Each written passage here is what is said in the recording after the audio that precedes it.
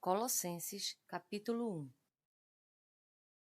Paulo, apóstolo de Cristo Jesus, por vontade de Deus, e o irmão Timóteo, aos santos e leais irmãos em Cristo que estão em Colossos. Graça e paz a vós outros da parte de Deus, nosso Pai.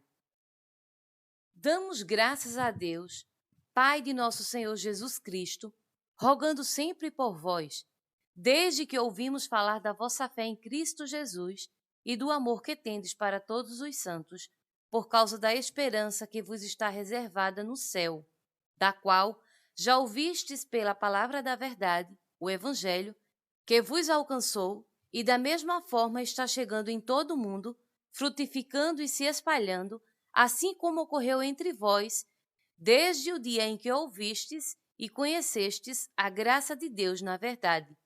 Segundo fostes instruídos por Epáfras, nosso amado conservo, leal ministro de Cristo, em nosso favor. Ele também nos contou do amor que tendes no Espírito.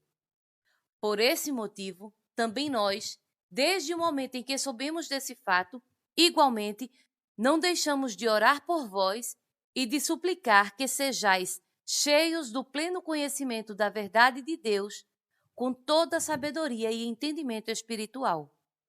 E tudo isso com o propósito de que possais viver de modo digno do Senhor, agradando-lhe plenamente, frutificando em toda boa obra, crescendo no conhecimento de Deus, sendo fortalecidos com todo o poder, segundo a maravilhosa graça da sua glória, para que, com alegria, tenhais absoluta constância e firmeza de ânimo, dando graças ao Pai, que nos tornou dignos de participar da herança dos santos no reino da luz.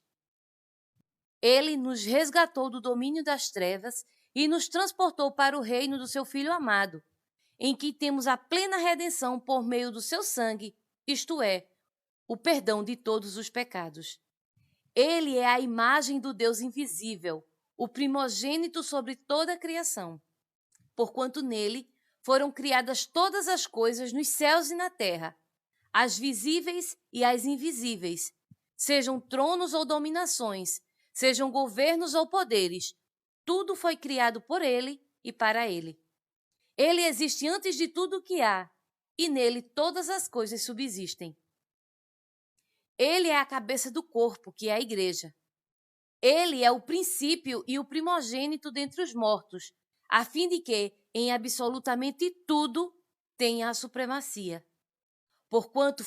Porquanto foi do agrado de Deus que nele habitasse toda a plenitude, e por intermédio dele reconciliasse consigo todas as coisas, tanto as que estão na terra, quanto as que estão nos céus, estabelecendo a paz pelo seu sangue vertido na cruz.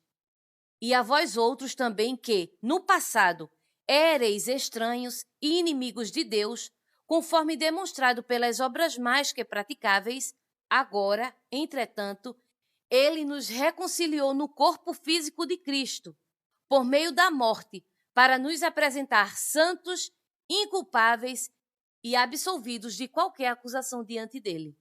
Se de fato permaneceis na fé, alicerçados e firmes, sem vos afastar da esperança do evangelho que ouvistes e que está sendo pregado a todas as pessoas em todo o mundo, do qual eu, Paulo, me tornei ministro.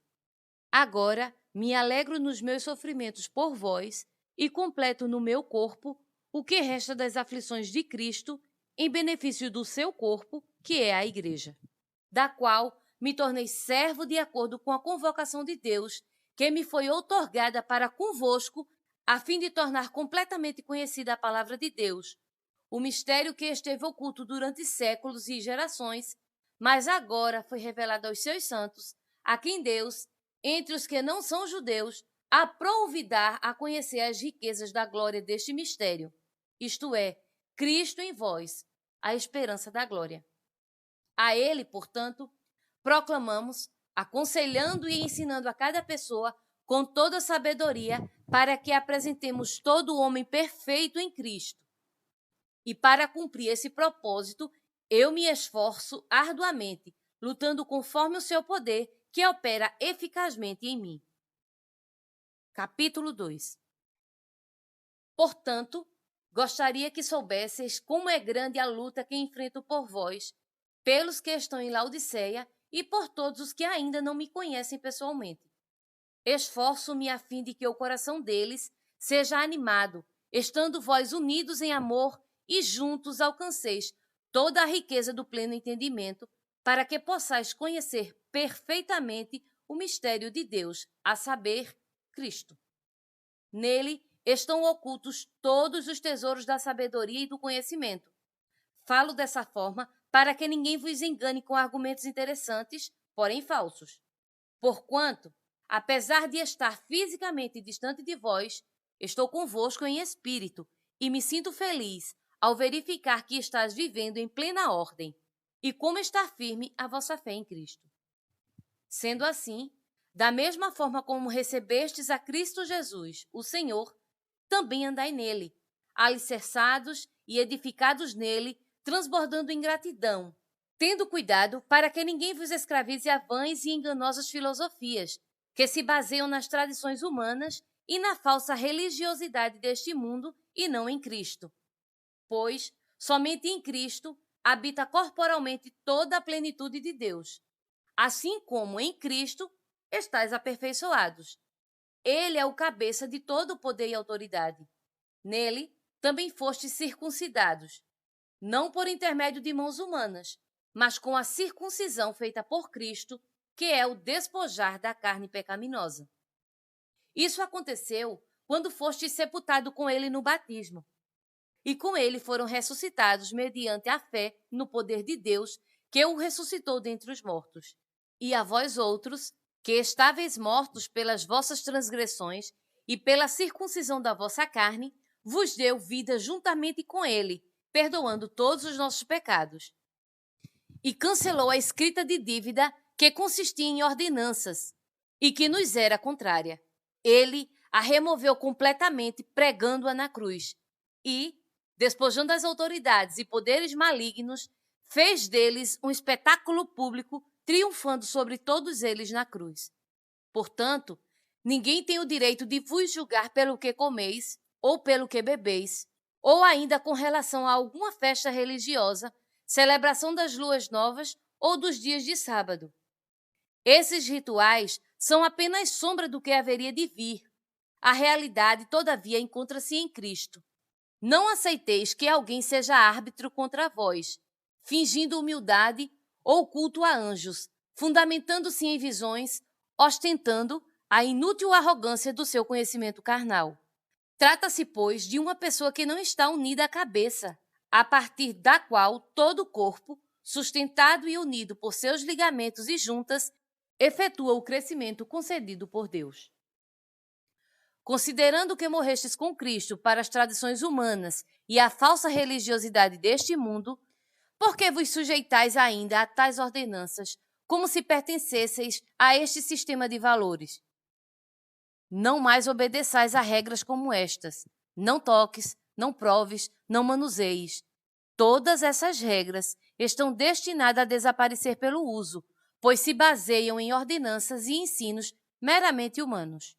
Esses regulamentos têm, de fato, a aparência de sabedoria com sua pretensa religiosidade, falsa humildade e rígida disciplina para com o corpo, mas não têm valor algum para refrear as paixões da carne. Capítulo 3.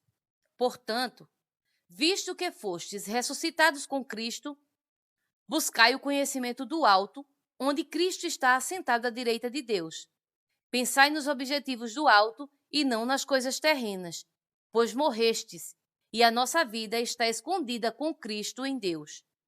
Quando Cristo, que é a vossa vida, for manifestado, também vos manifestareis com ele em glória. Sendo assim, fazei morrer tudo o que pertence à natureza terrena: imoralidade sexual, impureza, paixão, vontades mais e a ganância, que também é idolatria. É por causa dessas práticas malignas que vem a ira de Deus sobre os que vivem na desobediência. Nelas também andastes no passado, quando ainda vivieis com esses hábitos.